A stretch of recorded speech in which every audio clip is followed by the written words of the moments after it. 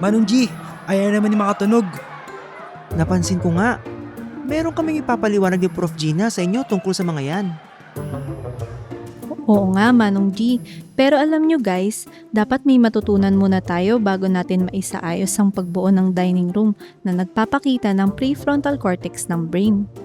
Pupunta tayo ngayon sa isang lugar para mas maintindihan nyo kung ano yung sinasabi namin. Handa na ba kayo? Tara! Mind-blowingly kung agad-daga!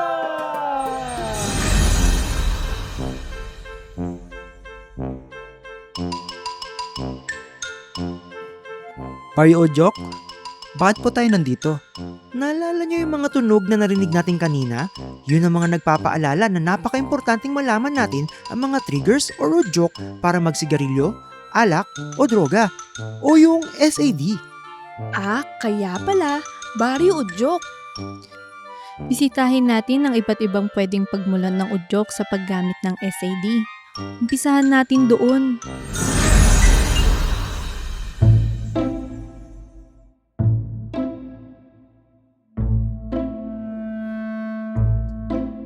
Parang nakakawalang gana tong kwarto na to. Parang ako rin. Kayo ba?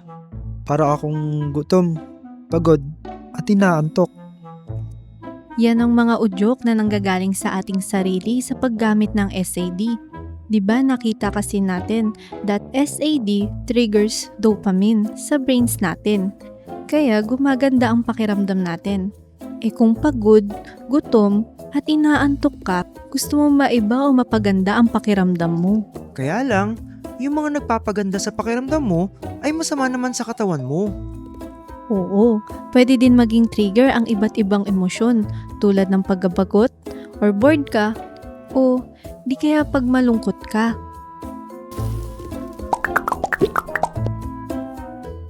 At kapag napapaligiran ka din siguro ng mga reading materials, shows, or expose ka sa social media sa SAD.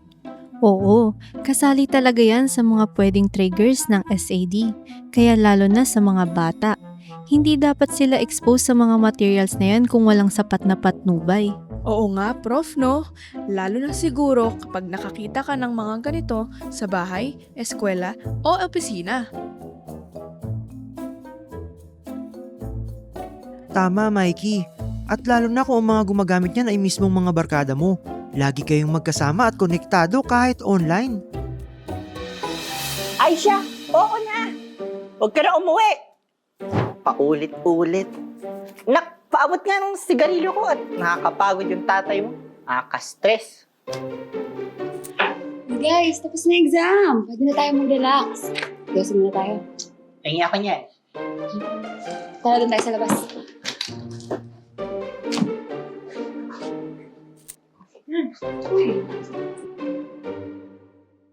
Uy, guys! Hello! Hello!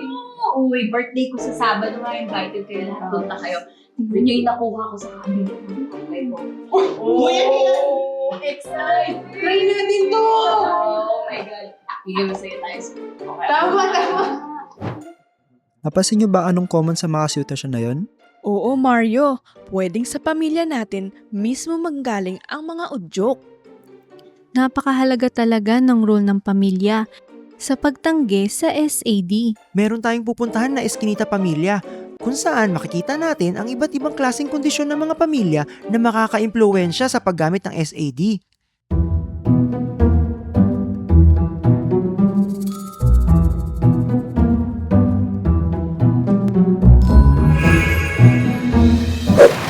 Nabibigatang pamilya.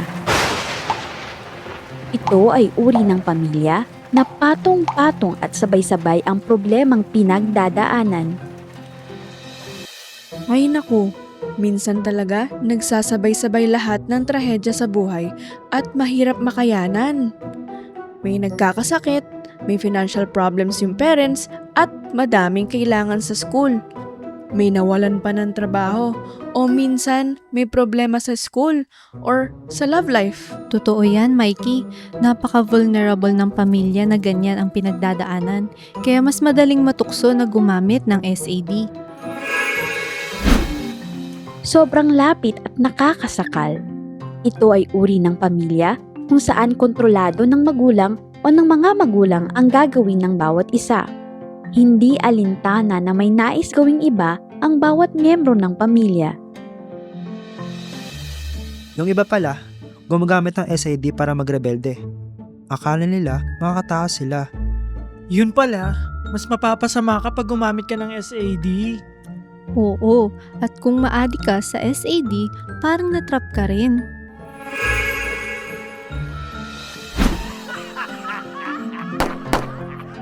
Lihis sa batas ng lipunan. Ito ang uri ng pamilya na ang magulang o kaya ang ibang kasama sa bahay ay sangkot sa iligal na gawain, katulad ng paggamit ng droga, pang-hold up, o kaya pagnanakaw. Pag ganyan ang kasama mo sa bahay, baka akalain ng mga kabataan ay talagang normal lang ang paggamit ng SAD at parte na to ng araw-araw na buhay. Meron akong mga kakilala na lumaki sa ganyan, kaya akala nila normal lang yun na mapalibutan ng mga illegal na bagay. Walang ulo. Ito ang uri ng pamilya na walang magulang o nakakatandang gumagabay at nag-aalaga sa mga bata. Nako, maraming ganyan ngayon, no?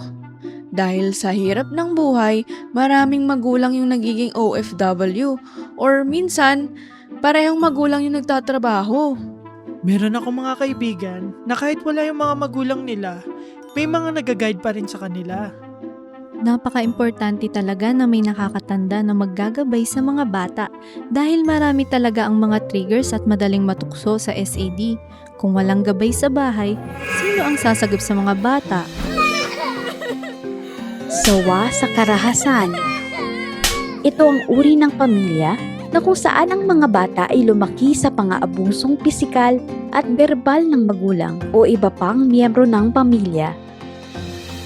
Kung madalas kang nakakaranas ng violence, isipin mo na mapapasaya ka ng SAD kahit na masama epekto nito sa utak at katawan mo. Oo, yung feeling na binibigay ng dopamine pag gumagamit ng SAD. Kabaligtaran yun ng masamang pakiramdam ng mga nabibiktima. Pero tandaan natin ha, sandali lang ang epekto ng SAD. Di niya talaga nasusolve ang problema. Walang kaayusan. Ito ang uri ng pamilya kung saan walang maayos at malinaw na mga patakaran. Ang mga magulang ay madalas magtalo kung ano ang dapat gawin. Aba, pamilyang walang rules at all. Nakakalito yata talaga na lalo na sa mga bata at teenagers. Tulad nyo, Kyra at Simon. Ang hirap ng walang reference point or standards ng kilos. Totoo yan, Mikey. Kailangan ng patakaran sa pamilya dahil dyan mo din makikita at matututunan na may mga patakaran sa labas ng bahay. Walang pakialam. Ito ang uri ng pamilya kung saan walang pakialam ang magulang o ng iba pang mga kapamilya sa ginagawa ng iba. Mabuti man o hindi mabuti ang ginagawa ay hindi ito pinapansin. Ay, dito naman parang walang pakialam yung mga magulang, no? Oo, kaya walang clue ang mga bata kung ano ba talaga ang makakabuti o makakasama. Kaya madali talagang maimpluwensyahan ng SAD. Laki sa layaw. Ito ang uri ng pamilya kung saan lahat ng gusto ng anak ay binibigay ng magulang o ng ibang miyembro nito. Grabe, ito naman, Anli. Payag sa lahat ng hilingin ng anak, so kung gusto nila ng SAD, hinahayaan na lang. Kung payag kahit saan ang nakatatanda, mas madaling makagamit ang mga nakababata. As you can see, ang mga relasyon sa pamilya ay maaaring maging udyok sa paggamit ng SAD. But remember, marami rin nag-e-experiment na hindi natutuloy sa adiksyon. Ayan, matapos natin mabisita ang Barrio Udyok, naisip ko din na madalas halo-halo ang mga sitwasyon na ganyan sa iba't ibang pamilya. Pero paano kaya kung nasa ganyan kang pamilya o mga sitwasyon katulad ng nakita natin sa Barrio Udyok? Wala ka namang magawa kasi pamilya mo yun. Anong pwede natin gawin para makaiwas?